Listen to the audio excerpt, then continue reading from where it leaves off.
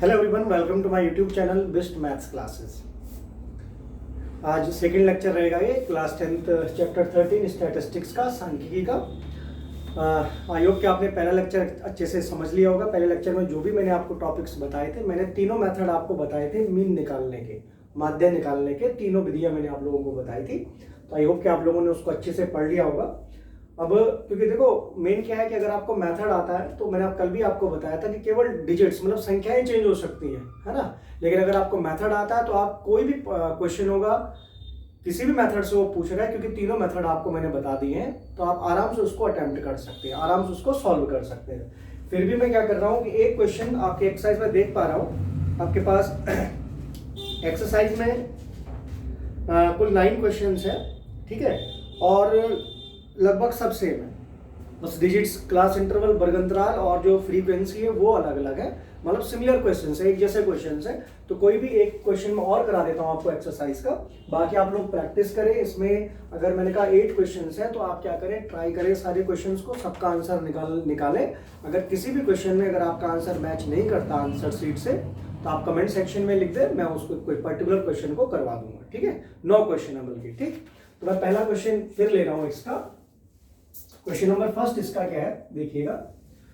A survey was conducted by a group of students as a part of their environment awareness program in which they collected the following data regarding the number of plants in 20 houses in a locality.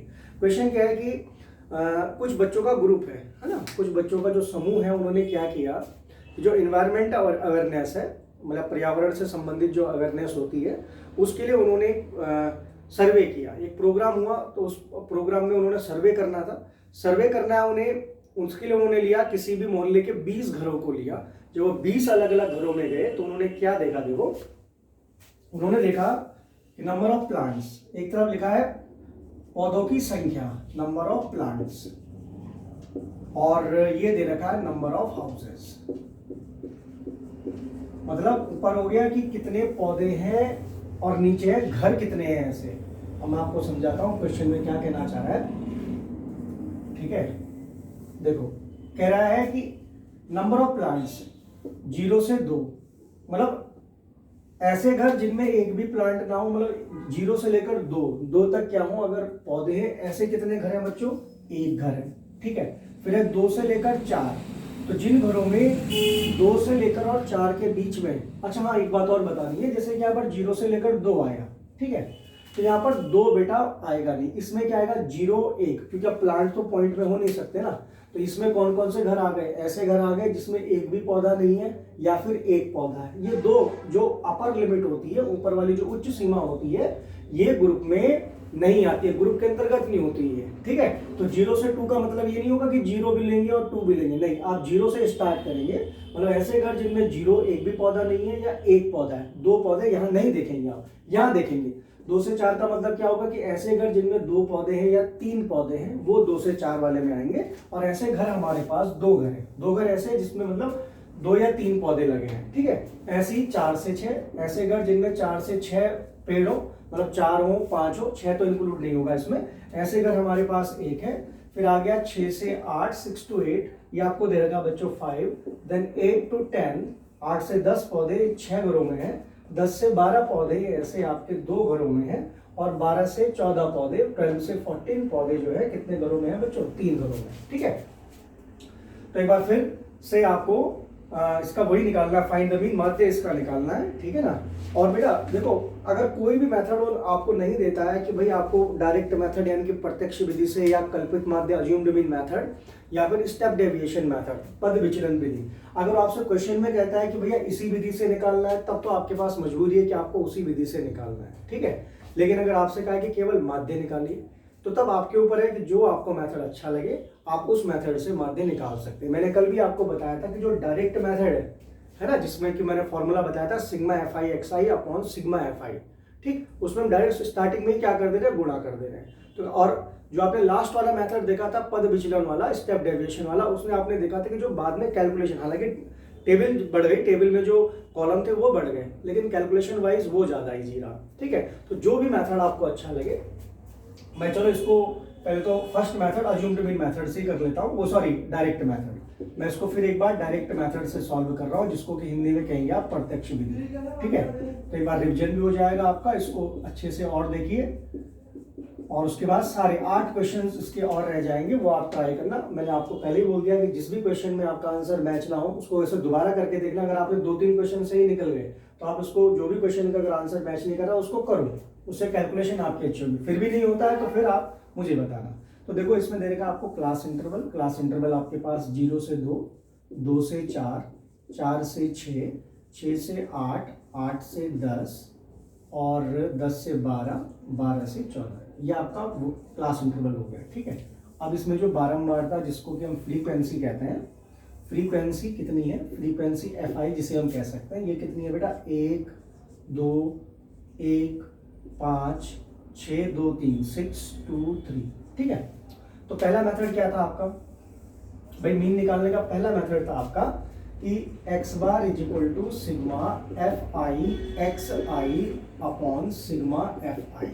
मतलब क्या करना है, FI की गुणा करनी है। पहले तो FI सिग्मा FI का मतलब जो भी आपकी बारंबारता फ्रीक्वेंसी है उसको जोड़ दो। ठीक है, तो यहाँ से तो जो फॉर्मूले में सिग्मा FI आ रहा है वो तो हमको ऐसे ही पता चल जाएगा यहाँ पे, और जोड़ के 20 ही आ रहा होगा। तो ये कही रहा है 20 घरों में गए, फिर भी आप देख लो 2 3 4 और 5 9 9 6 15 2 13 और 3 सॉरी 15 17 और 3 20 आ गया। अब आपको क्या बताया था मैंने, XI निकालना है, क्योंकि देखो ऊपर क्या कह रहा है कि XI है, F की मल्टीप्लाई करनी है FI की XI में। XI कैसे निकलता है, क्लास इंटरवल का जो मध्य बिंदु होता है, मिड पॉइंट होता है। तो 0 और 2 दिख ही रहा है, 0 और 2 के बीच में एक आता है। तरीका भी मैंने आपको बता दिया था कि इन दोनों को ऐड करके जोड़ के इनको 2 से डिवाइड कर देना। 2 से डिवाइड करेंगे आप, तो जैसे 0 + 2 2 आ गया, 2 को 2 से डिवाइड किया कितना है बेटा 1। ऐसे ही 4 और 2 6, 6 को 2 से डिवाइड करोगे तो कितना आ गया 3। वैसे भी दिख ही रहा है कि 2 और 4 के बीच में 3 आता है। यहाँ पर आ जाएगा आपका 5, देन यहाँ पे आ जाएगा आपका 7, यहाँ आ जाएगा आपका 9, यहाँ आ जाएगा 11 और यहाँ आ जाएगा आपका 13। ये आपका XI आ गया। ठीक है, अब आपको क्या करना है, F और X की मल्टीप्लाई करनी है, गुणा करनी है। तो F और X की मल्टीप्लाई करो, 1 1 जा 1 हो गया, 3 2 जा 6, 5 1 जा 5, 7 5 जा 35 35 हो गया, 9 6 जा 54 हो गया, 11 2 जा 22 हो गया, 13 3 जा 39 हो गया। ठीक है, तो आपने क्या देखा कि आपने FI XI की मतलब FI और XI की मल्टीप्लाई भी हो चुकी है। अब उसको क्या करना है, जोड़ना है। तो सिग्मा FI XI इसको जोड़ दीजिए, देखो कितना आया, 7 12 12 5 17 4 21 23 23 और 9 32 3 आ गया कैरी, 3 3 6 6 और 5 11 12 13 13 और 3 16। ये आ जाएगा आपका 162। तो आपने फॉर्मूले में पुट किया, वैल्यू आपके पास आ गई, देखो कितना आ गया 162 ही आ गया। और इसको आपने डिवाइड करना है बेटा 20 से, तो 20 से इसको भाग कर दो। ठीक है, तो देखो कितने टाइम्स कट जाएगा, 20 से इसको भाग कर लो, पहले 2 से कट कर लो, 2 10 जा 2 8 जा 16, 2 1 जा 2, यानी कि कितना आ गया 8.1। 81 को 10 से भाग दोगे तो कितना आ जाएगा बेटा 8.1, यानी कि 8.1। ये कौन सा मेथड मैंने आपको करा दिया, डायरेक्ट मेथड, प्रत्यक्ष विधि। समझ में आ गया होगा। ठीक है, अब इसी क्वेश्चन को मैं दूसरे मेथड से भी ले लेता हूं, ताकि ये हो जाएगा कि कल तो हमने किए ही थे क्वेश्चन, एक क्वेश्चन हमने किया था तीनों मेथड से, तो एक बार तीनों मेथड का फिर से रिवीजन हो जाएगा।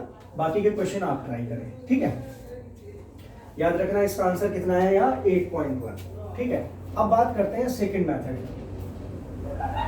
सेकंड मेथड हमारे पास क्या है, सेकंड मेथड में मैंने आपको बताया था कि x बार मीन का जो फॉर्मूला होता है वो होता है a plus sigma FI DI बटे अपॉन सिग्मा FI। ठीक है, ये दूसरा है आपका पद विचलन वाला, है ना, अज्यूम्ड में। और मैंने आपको बताया था कि DI कैसे निकलेगा, XI में से a आपको घटाना है, माइनस करना है।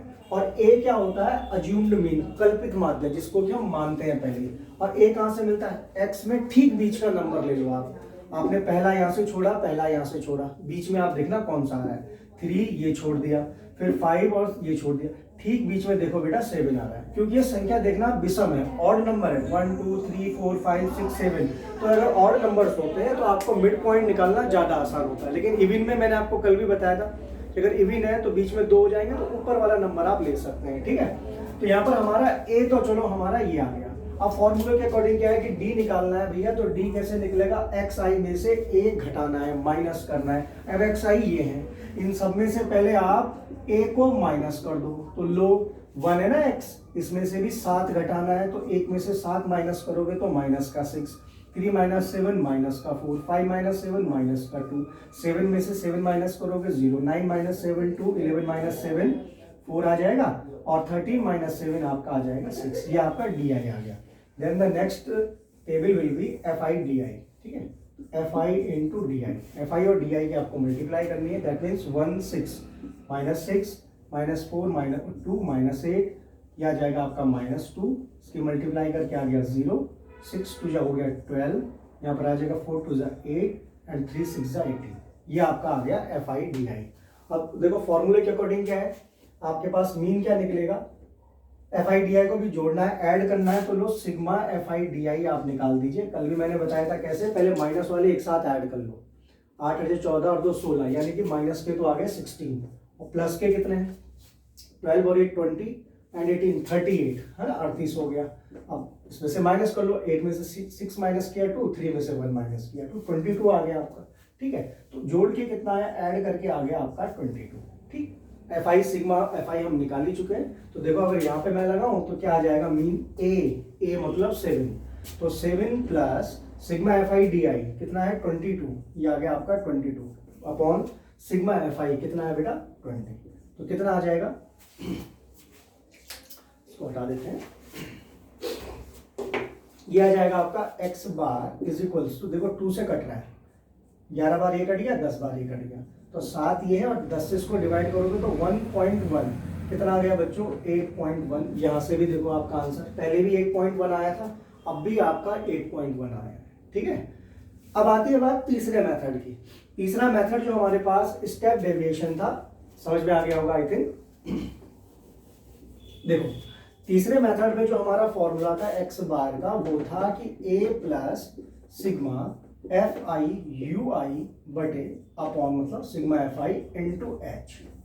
ठीक, तो टेबल तो देखो यही रहने वाली है, ठीक है ना, क्योंकि भैया आपको पता है कि यू आई कैसे निकलता है, कल भी मैंने बताया था कि जो डी आई आपने निकाल दिया उसको एच से भाग कर दो। अब एच क्या होता है, क्लास का साइज। अब जैसे यहाँ पर देखो कितना साइज चल रहा है, 2 2 का अंतर चल रहा है, यानी कि आपने देखा कि एच तो हमारा हो गया 2। ठीक है, अब करना क्या, देखो पहले u निकाल लेते हैं, क्योंकि f की मल्टीप्लाई होगी u के साथ। फॉर्मूले में देखिए a आपको पता है, a ये रहा, सिग्मा एफ आई आप निकाल चुके हैं, h आपको पता है 2 का अंतर है, फिर बचा ui, तो ui निकालते हैं, और ui के लिए आपको पता है di की जरूरत थी, तो di आपने निकाल दिया, इसको हटा दीजिए, इसकी जरूरत नहीं है। ठीक है, आप यहाँ पे निकाल दीजिए आराम से ui, तो ui कैसे निकलेगा बच्चों, di को h से भाग करना है। ठीक है, h हमारा कितना है 2 है, तो लो ये di है, इसको 2 से डिवाइड करोगे तो -3, इसको 2 से डिवाइड करोगे -2, इसको 2 से डिवाइड करोगे -1, इसको 2 से डिवाइड करोगे 0, यहाँ 1, यहाँ 2, यहाँ 3। फिर क्या है, f की मल्टीप्लाई करनी है ui में, एफ आई और ui इसकी गुणा भी कर दीजिए, चलो फिर उसको जोड़ देंगे हम, बस हमारा आंसर आ गया। एफ आई का ये 1 की 3 से -3, -2 2 -4, -1 की 1 से करी -1, 0 की 5 से करी 0, 1 की मल्टीप्लाई 6 से करी 6, 2 की 2 से गुणा करी तो 4, और 3 3 3 3 जा 9, तो इसको जोड़ दो सिग्मा एफ आई यू, यही आपको निकालना है। देखो माइनस वाले कितने हैं, 4 3 7 1 8, ये तो माइनस के हैं, और प्लस के कितने देखो 9 4 13 और 6 19, 19 में से 1 माइनस कर लो, कितना आ गया आपका 11 आ गया, तो आपने यहाँ पे लिख दिया 11। अब इस सूत्र में लगाओ, फॉर्मूले में लगाओ, क्या है ए आपका पहले वही 7 है, तो 7 plus sigma F I U I कितना आ गया बच्चों 11 बटे सिग्मा एफ आई जोड़ के आया था आपका 20 गुणा आ गए एच कितना है 2। ठीक है, 2 से देखो 10 बार ये कट गया, कितना आ गया 7 प्लस 11 बटे 10, 11/10, तो ये कितना आ जाएगा 1.1 आ जाएगा। इससे भी आपने देखा आपका आंसर कितना आ गया 8.1 आ गया। ठीक है बच्चों, तो सेम क्वेश्चन है, मैं आपसे कल भी कह रहा था कि इसमें एक टाइप का क्वेश्चन इस टाइप से होता है कि जिसमें जो है फ्रीक्वेंसी एक मिसिंग होती है ना, मतलब ये जो फ्रीक्वेंसी हमारे पास थी, ये इसमें एक चीज हटा देगा, वो x दे देगा या p दे देगा।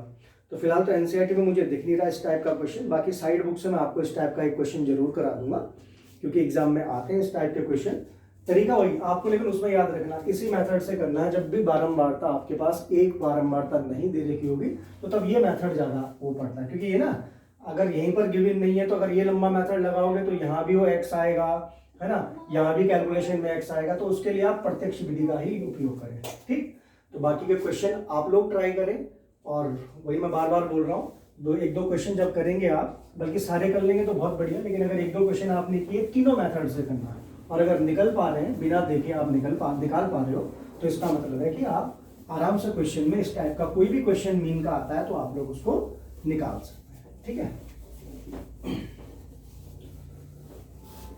तो मिसिंग वाले में चलो अभी फिलहाल याद रहेगा हमें कि मीन का भी आपके पास मिसिंग वाला नहीं है ना, मिसिंग वाला नहीं है, तो ठीक है। अब आती है बच्चों बात मॉड की, और सबसे आसान, अगर एनसीईआरटी में एनसीईआरटी के अकॉर्डिंग अगर क्वेश्चंस को मैं देखूं तो सबसे आसान आपके पास मॉड निकालना है। मॉड में ऐसे टेबल बनाने की भी जरूरत नहीं होती है। ठीक है, तो आप देखिए सबसे पहले तो मॉड जो आपके क्लास 10th में है कि मॉड मतलब क्या हो गया आपका बहुलक। जो बच्चे हिंदी में समझ रहे हैं वो हिंदी में भी समझ ले, जिन्होंने हिंदी में पढ़ा है। बहुलक का सूत्र होता है बच्चों L plus F1 minus F0 upon F1 का डबल यानी कि 2F1 यानी कि 2 गुणा के F1, 2 into F1 minus F0 minus F2 गुणा के H इंटू H। ये आपका आ गया बहुलक का सूत्र। अब बात आई होगी कि सर L क्या है, F1 क्या है, F0, बहुत आसान है। ठीक है ना, मैं कहता हूँ सबसे आसान मॉड ही निकालना आपके पास है, बस आप लोग आराम से समझिए। L क्या होता है, ये होती है बेटा lower limit of model class, यानी कि जो भी आपका बहुलक वर्ग होगा ना, मैं भी सिखाऊंगा कि बहुलक वर्ग कैसे निकालना है। तो बहुलक वर्ग की निम्न सीमा, कौन सी सीमा, 2 सीमा होती है ना, एक निम्न और एक उच्च। जैसे कि मैं लिखता हूँ 0 से 10, तो इसकी निम्न सीमा यानी कि लोअर लिमिट तो हो गई 0, और उच्च सीमा यानी कि अपर लिमिट हो गई 10। तो L तो आपका ये आ गया। ठीक है, हिंदी इंग्लिश दोनों में लिख रहा हूँ। F1 होता है फ्रीक्वेंसी ऑफ मॉडल क्लास, मतलब जो भी आपका बहुलक वर्ग होगा, सबसे पहले बहुलक वर्ग ही छांटना है बेटा, तो बहुलक वर्ग की बारंबारता। ठीक है, अब आ गया F0 क्या, 1 से पहले 0 आता है ना, तो मान लो कि बहुलक वर्ग ये आया, तो उससे पहले वाला जो वर्ग होगा, जो उससे पहले वाला क्लास इंटरवल होगा, उसकी जो फ्रीक्वेंसी, उसकी जो बारंबारता होगी वो F0 है। अभी आप क्वेश्चन से अच्छे से समझ पाएंगे, तो क्या आ जाएगा ये, frequency of the class preceding the modal class से पहले वाली क्लास, मतलब आप अगर कहना चाहो तो ये कह सकते हो कि बहुलक वर्ग से ठीक पहले वर्ग की बारंबारता, frequency of the class preceding the modal class से पहले वाले वर्ग की बारंबारता। 1 के बाद 2 आता है, तो F2 क्या हो जाएगा कि frequency of the class after the modal class,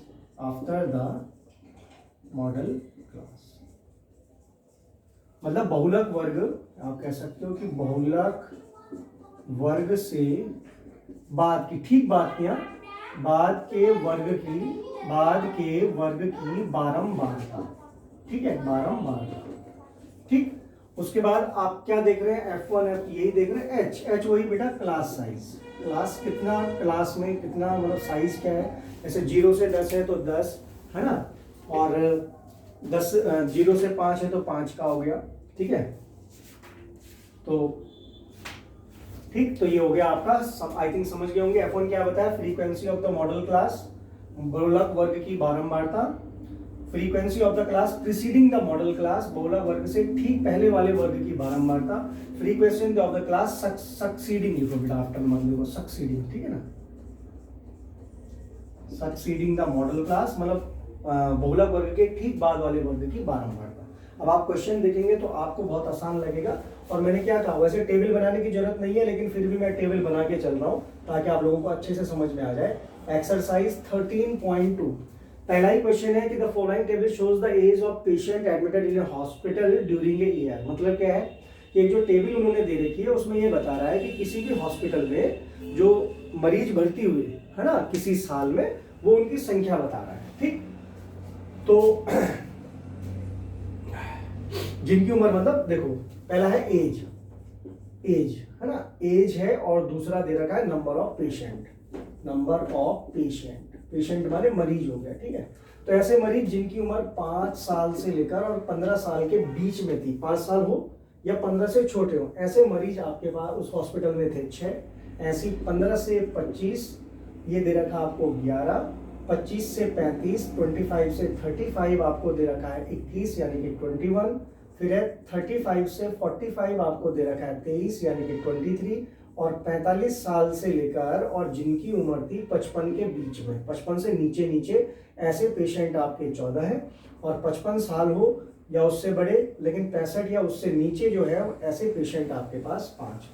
ठीक है, क्या कह रहा है, वही पूछ रहा था आपके कि बहुलक आप निकालना है। देखो आगे पढ़ते हैं, फाइंड द मॉड, मतलब आपको मॉड निकालना of the at the mean, इसमें बेटा माध्य भी पूछा है। ठीक है, फिर दोनों को कंपेयर करना, वो बात की बात है, यानी कि आपने क्या देखा कि मॉड निकालना, मीन आप निकाल लेंगे। अब आती है बेटा मॉड, आराम से आप समझिए।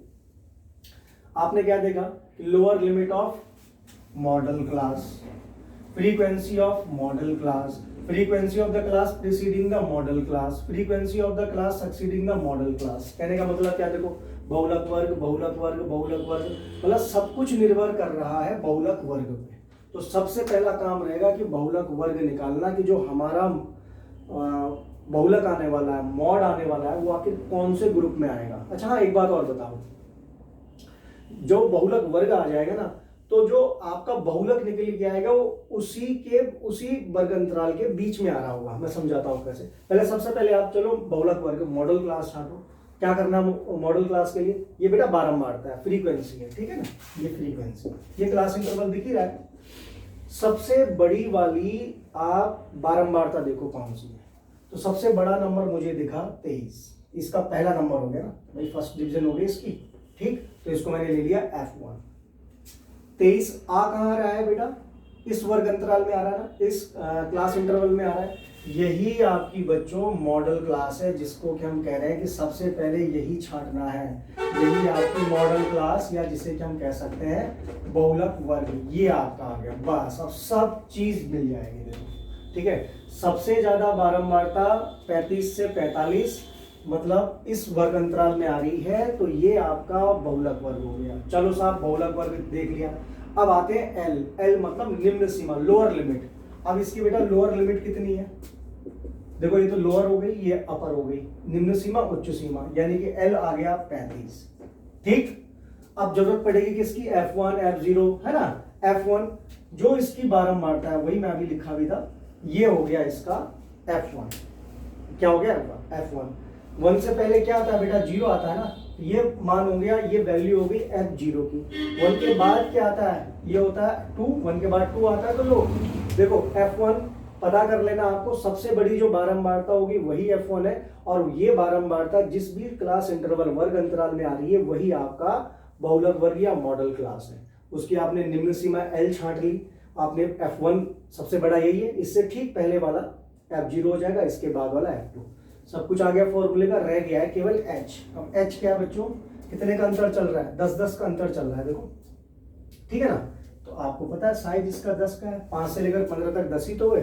ठीक है, लगाओ सूत्र, आपने लगाया मॉड यानी कि बहुलक बराबर L plus F1 minus F0 upon F1 का double 2F1 minus F0 minus F2 into H। लगाओ बच्चों, L है आपके पास 35, आराम से कैलकुलेशन देखना, plus F1 minus F0, F1 कितना है 23, तो 23 में से घटा दो आप 21 को। ठीक है, फिर क्या है, 2 की गुणा करनी है F1 में, 2 की मल्टीप्लाई है ना, तो चलो अभी पूरा लिख देता हूँ, 2 की गुणा F1 में माइनस F0 21 हो गया, उसमें से F2 यानी कि 14, और फिर गुणा करनी है, मल्टीप्लाई करनी है बेटा H से। H कितना है आपका 10, ये आ गया आपका 10। ठीक है, करिए कैलकुलेशन, 35 ही हो गया, 23 में से 21 माइनस किया 2। अब यहाँ देखो बेटा, ये तो हो गया देखो 46, 23 दूनी 46 तो ये हो गया।